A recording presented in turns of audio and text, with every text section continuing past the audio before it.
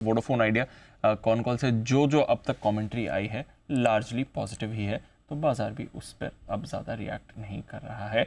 अगले 3 साल की केपेक्स गाइडेंस भी कंपनी ने दी है, 50 से 52,000 करोड़ की केपेक्स गाइडेंस कंपनी ने दी है। वेंडर ड्यूज को रेगुलरली क्लियर किया जा रहा है, ज़्यादातर कैश जनरेशन सरकारी बकाये को चुकाने में जा रहा है।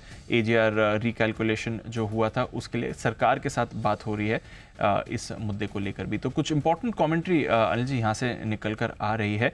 गवर्नमेंट ने कंपनी को कहा है कि जो भी एजीआर रिकैलकुलेशन में उन्हें लगते हैं कि एरर्स किए गए हैं उसकी लिस्ट गवर्नमेंट को कही जाए। तो सुप्रीम कोर्ट ने तो कह दिया अब हम दोबारा इस पर कुछ सुनवाई नहीं करेंगे, बट गवर्नमेंट ने कंपनी को कहा है कि ठीक है आप बताइए आपको कहाँ कहाँ लगता है कि कुछ गलती हुई। तो शायद एक रीलुक सरकार की तरफ से भी आते हुए दिख सकता है, ऐसे इंडिकेशन तो एटलीस्ट दे रही है company con call. Interesting development है दीप, लेकिन अब क्या है देखिए 2-3 चीज़ें हैं जो कुछ स्टेटमेंट्स आ रहे हैं वो आपके सामने रखें। तो 2-3 चीज़ें हैं उसमें ये कि पहली चीज़ कंपनी ये सारे स्टेटमेंट्स में क्या प्रूव करने की कोशिश कर रही है। पहला कि 3 प्राइवेट प्लेयर्स की ज़रूरत है सरकार को डिजिटल इंडिया को सक्सेसफुल करने के लिए, इसलिए सिर्फ रिलायंस जियो, भारती एयरटेल 2 से काम नहीं चलेगा। वोडाफोन की भी ज़रूरत सरकार को भी है, देश को भी है, उनके कंज्यूमर्स को भी, यानी कि हम यहाँ टिकने वाले हैं, रहने वाले हैं। पहला पॉइंट ये प्रूव करने की कोशिश करें कि मतलब हम खत्म नहीं हो रहे, बंद नहीं हो रहे, हम चलेंगे, हम रहेंगे। क्लियर है। तो एग्जिस्टेंस को लेकर अगर किसी के मन में सवाल कि वोडाफोन आइडिया टिकेगा नहीं टिकेगा, तो वो मैनेजमेंट कंफर्ट कॉन्फिडेंस है। अब आपको मानना नहीं मानना वो इंडिविजुअल चॉइस है। Correct sir. मैनेजमेंट ने वो कोशिश की आज एक कौन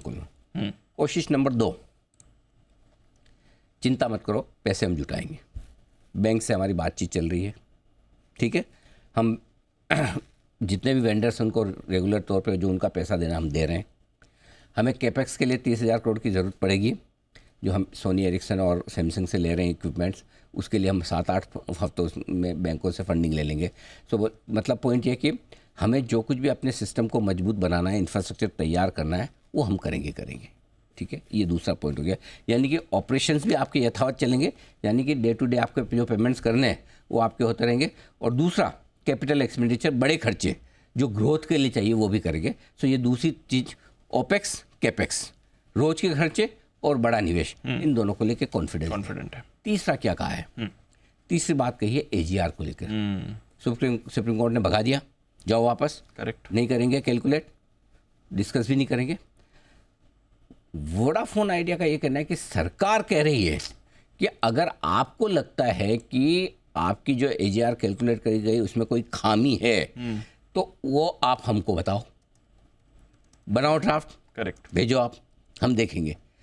इसका मतलब क्या है, ये वापस से रिवाइव होने की कोशिश हो रही है। अब पॉजिटिव साइड क्या है कि इसका मतलब एजीआर की जो रिलीफ 30-40 हज़ार करोड़ की मिलने की संभावना है वोडाफोन की, जो 2-3 दिन पहले खारिज हो गई थी, खत्म हो गई थी, मर गई थी, क्या वो फिर से जिंदा हो रही है? मतलब कोमा में गया, मरा नहीं है, राइट।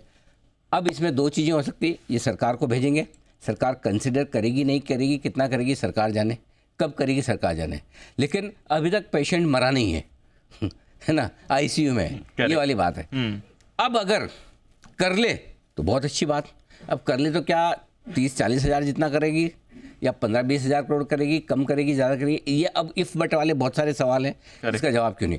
पहले सब लोग कॉन्फिडेंस है कि एजीआर की कैलकुलेशन होके आएगी, ठीक होके आएगी, 30-40 हज़ार करोड़ का बेनिफिट मिल जाएगा। अब आज बताओ किसकी, कौन बोल सकता है कॉन्फिडेंस है ये चीज़?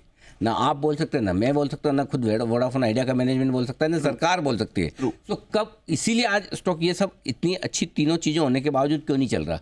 नहीं चलने के पीछे रीजन है कि अब लोगों का भरोसा हो गया है कम, या सुनी सुनाई बात पे भरोसा नहीं करेंगे। अब जिस दिन सरकार कैलकुलेशन के लिए ले लेगी ड्राफ्ट आपका, तब सोचेंगे।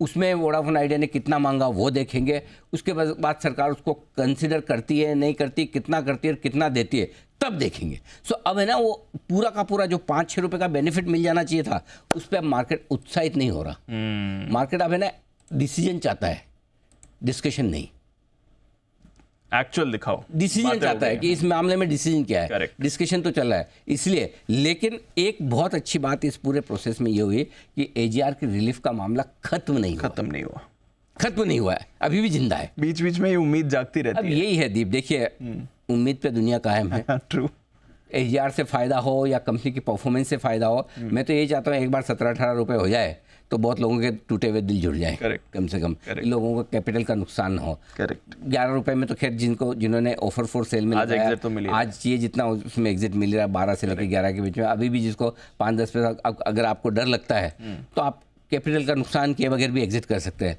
बाकी तो आप देखो आगे जिस तरह के डेवलपमेंट होंगे। अब आपको दो चीज़ सोचनी, यहाँ से ख़राब क्या हो सकता है? क्या हो सकता है? ख़राब एक ही चीज़ हो सकती है कि अगर इनकी ऑपरेशनल परफॉर्मेंस ख़राब हो तो, बाकी तो कुछ ख़राब होने से रहा।